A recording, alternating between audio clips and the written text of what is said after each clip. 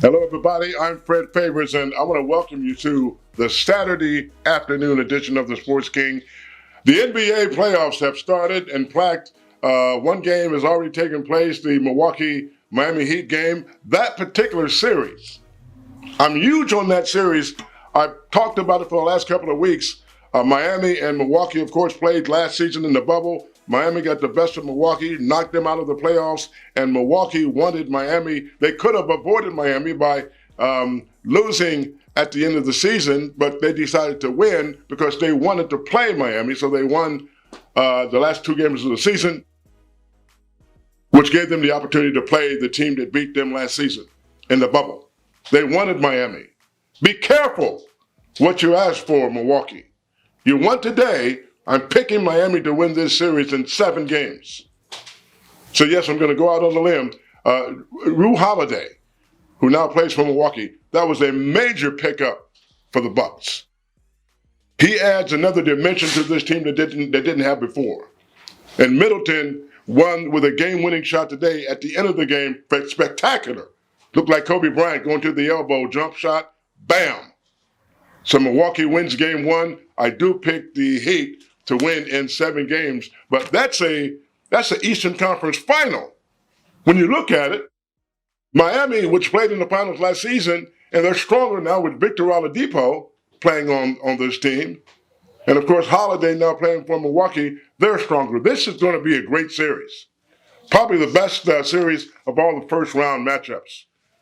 Now, let's get to the Lakers and the Clippers.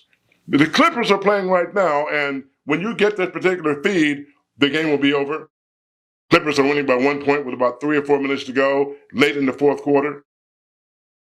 But this is Clipper time now. You did everything you wanted to do in the offseason. Ty Lue was an excellent pickup.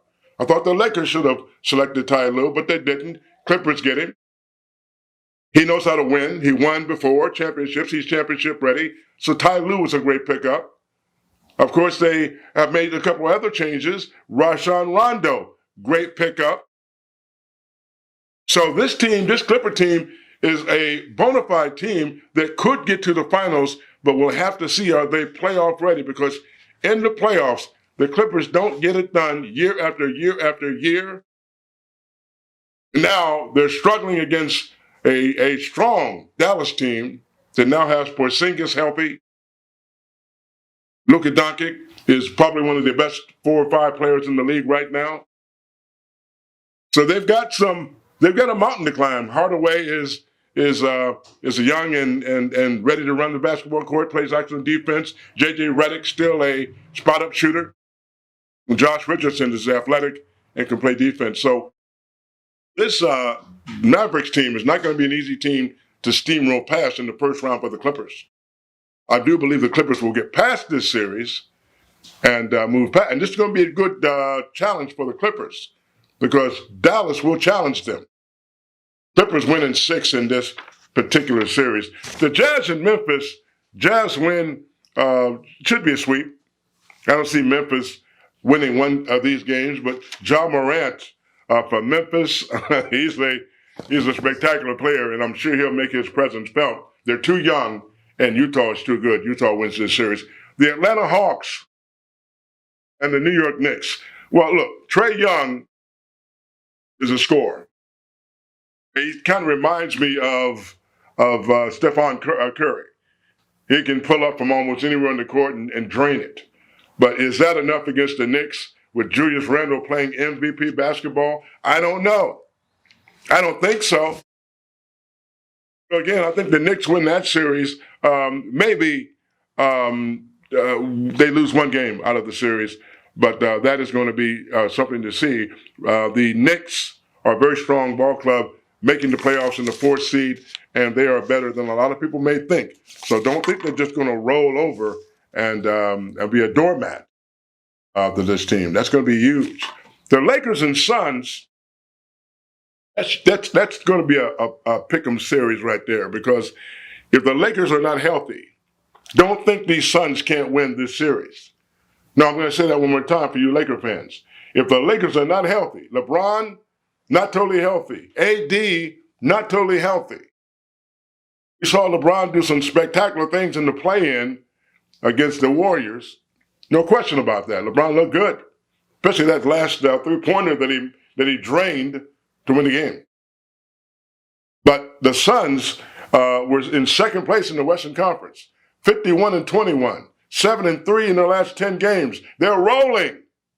Chris Paul, an incredible addition to this team. Booker, who can score on anyone. And Anton down low reminds me of Amari Stoudemire.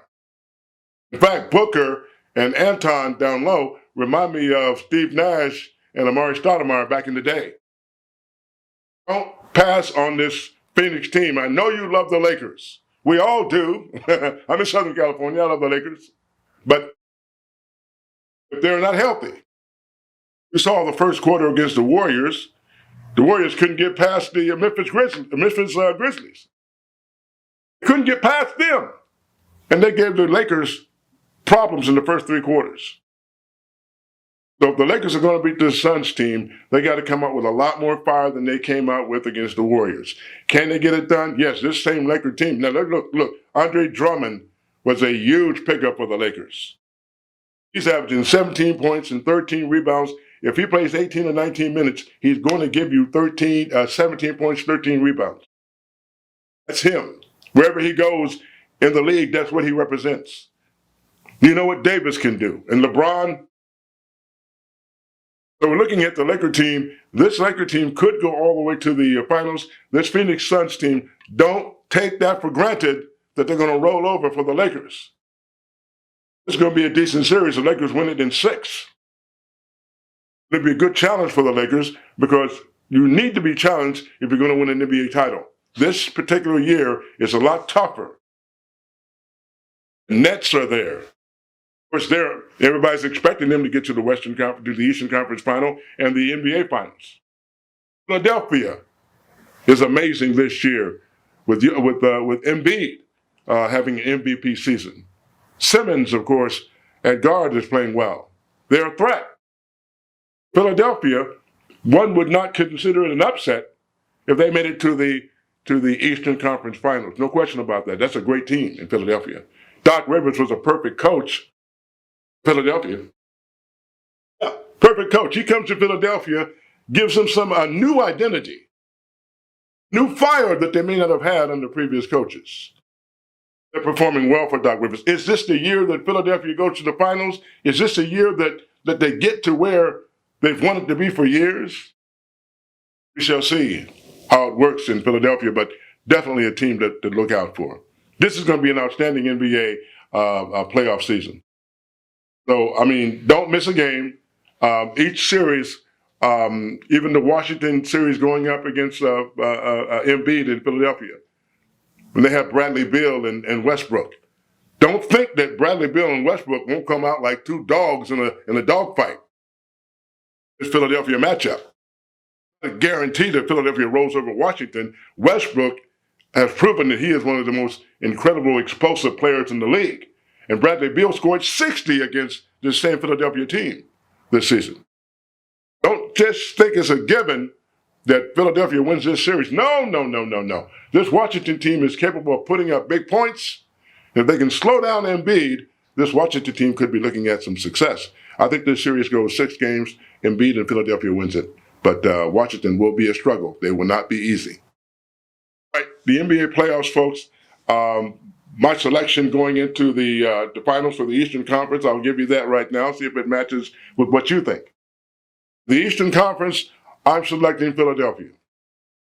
They're strong. I think they've got great coaching. I think Dwight Howard backing up Embiid was a great move by that organization. And this team is going to be tough to beat in the playoffs if everybody's healthy. Then I believe they go to the Eastern Conference Finals and represent the East and the NBA Finals. Now, in the West, a little tougher. I'm going to stick with the Lakers, though. And the reason I stick with the Lakers, you got to beat the champion. I don't care if they're in the 8th seed, 7th seed, doesn't matter. Lakers are the champions of the NBA in the bubble. They're the champions of the NBA in 2020. I picked them to win the Western Conference, and they'll be playing the Philadelphia 76ers. That's going to be a magic matchup, and I picked the Lakers to win that series in 6 games. So the Lakers will win a back-to-back NBA title. That's my decision, and that's what I'm gonna keep it there. I'd like to hear what you have to say. Give me a ring, Fred Favors 788 at yahoo.com. Do you think the Lakers healthy? Do you think the Lakers can win an NBA title? Because I don't know if they're 100% healthy. Not 100% healthy. I don't know whether you beat quality teams. The Suns are a quality team. And so if the Lakers are not 100% healthy, I don't know if they get past this series or not. Shall see. I want to give some commentary on a lot of the buzz going on this week about Kwame Brown and the media, Kwame Brown versus the media. Charlamagne the God from the Breakfast Club had been on his show and his platform, and he laid out some things about Kwame Brown's father, his brothers, and his nature and his psyche and his mindset, and dished it all out on the Breakfast Club. I'm like you. I mean, many people have responded, and most of them being responded for Kwame Brown. Kwame Brown was not the greatest NBA basketball player, no. But he survived for a number of years, and a number of teams made a lot of money. Took care of his mom, bought a house for his mom. He has a son who's 16 years old. So the media whipping him, saying that he's a scrub. Stephen A. Smith had mentioned that he's a scrub. And people getting into his character, talking about things his father did that his mother didn't even tell him because she thought it would be a wise decision not to tell him everything about his father.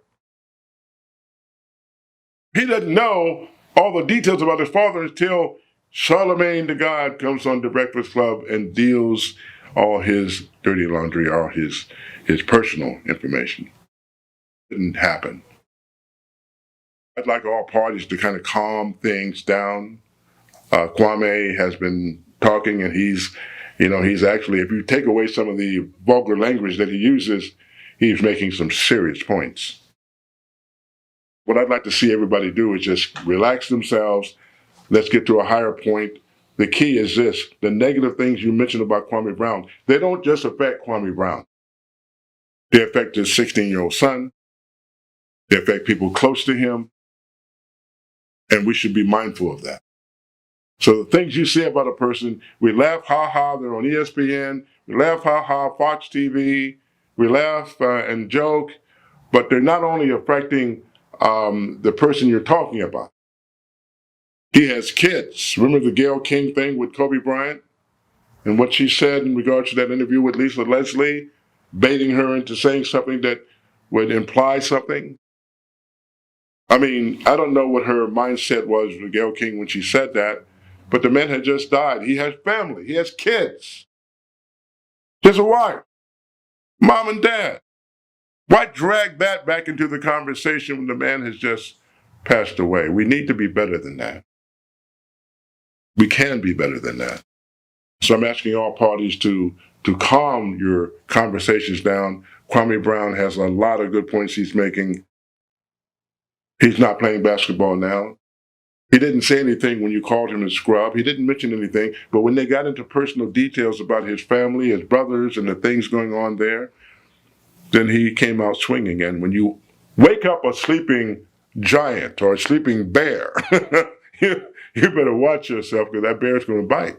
That's what Kwame is doing now. I'd like to see all parties just cease and desist and relax yourselves, go back to home base. And this is not going to help anyone, this kind of dialogue. Next week, we're going to be talking about high school basketball. In fact, the top 25 teams. I'm going to go inside the East Valley Conference. Poly, Arleta, Grant, Monroe, some of the teams in the East Valley Conference. We're going to talk about the East Valley Conference and the top 25 teams in high school basketball in Southern California. Next week on the Sports Kings. See you then.